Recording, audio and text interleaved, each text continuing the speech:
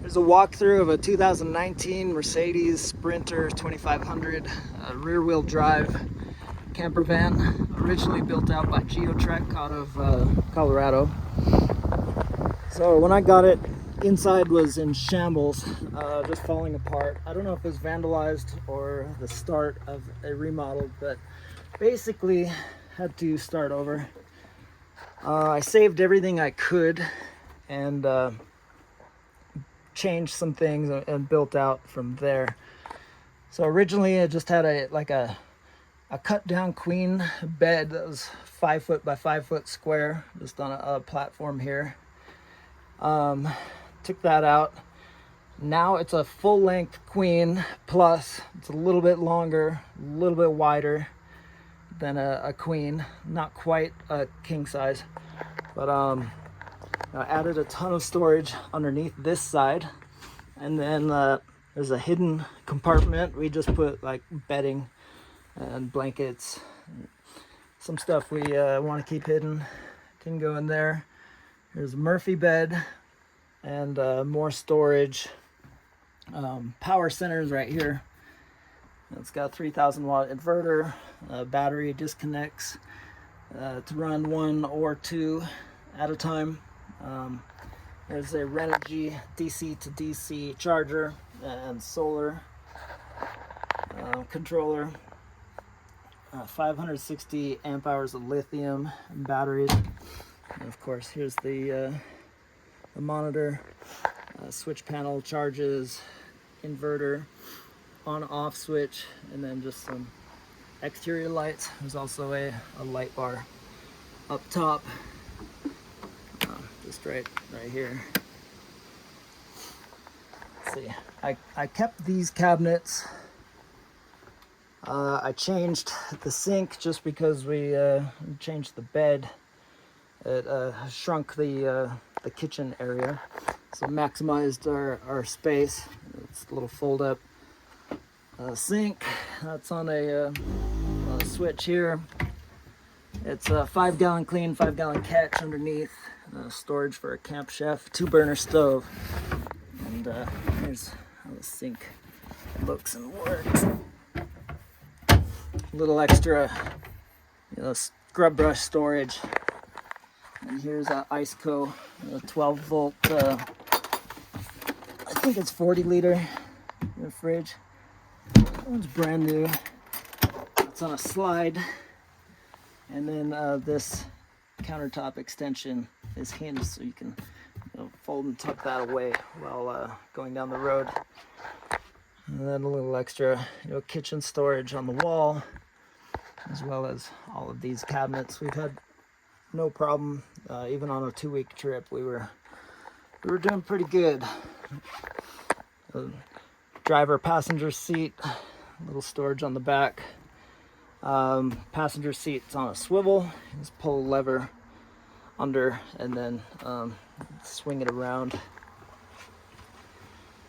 So Murphy bed, that's also just hinged and latches right here. I'll show you that in a second.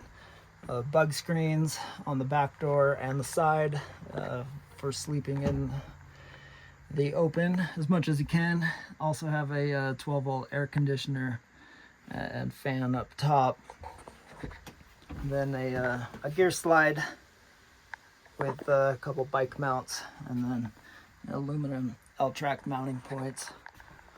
Also I left this gear storage open for like a mountain bike handlebar. Can fit here.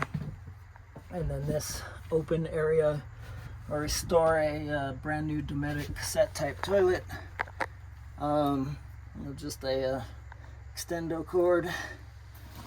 There's a shower hookup right here, and a light and power connection for just like charging phones at night, or even I've run Starlink off of that and up to the roof.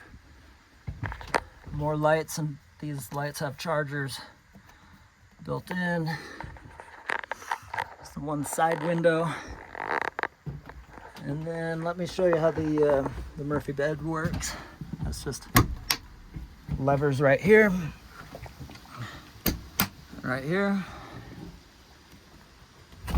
and that just folds down. It's all aluminum, so it's light. And then this mattress stows away. We just because of the proximity of that cabinet to the mattress, we just slide the mattresses this way, and that worked out really well. So it's about 5.5 feet wide, and then over 7 feet long, this way.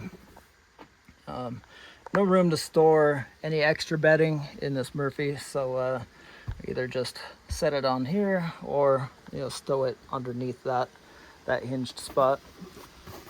Doing this one-handed, but it shows you that this is actually pretty easy. And you just push, and that stows. There. Okay, we're up. Go outside and show you what we've done.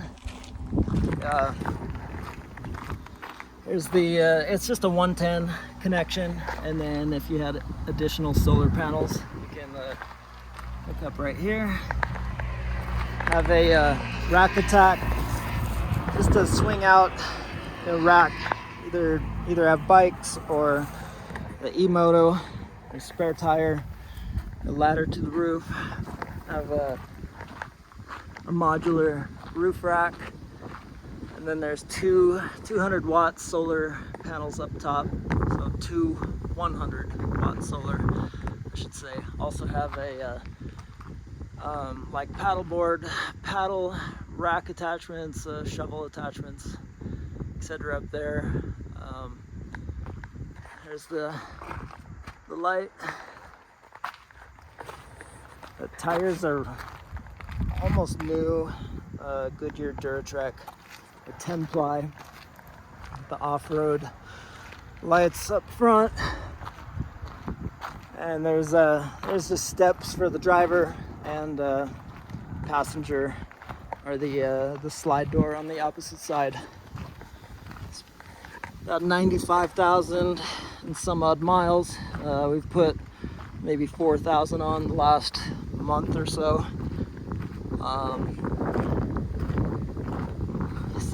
That's about it. Fully serviced. Spent probably 20,000 on this thing this year, just with the upfit and the service. And runs awesome, drives awesome. I'd take it cross country tomorrow if I needed to.